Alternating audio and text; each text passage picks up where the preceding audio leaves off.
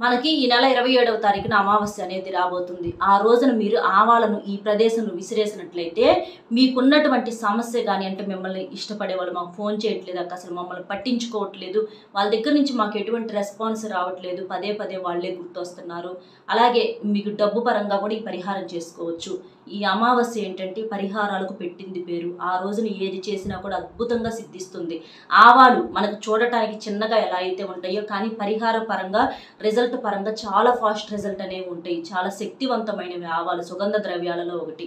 కాబట్టి ఖచ్చితంగా ఆ రోజున సింపుల్గా ఈ పరిహారం చేసేసుకోండి. అది ఆ రోజు ఏ టైంలో చేయాలి ఏంటి అనేది చక్కగా నేను వీడియోలో వివరంగా చెప్పాను.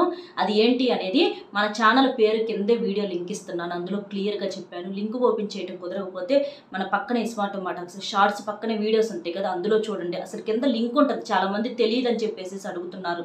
కింద మన ఛానల్ పేరు కింద లింక్ ఉంటుంది, దాన్ని నొక్కితే చక్కగా వీడియోలోకి మీరు వెళ్ళిపోవచ్చు. ఇంత సింపుల్గా ఉంటుంది.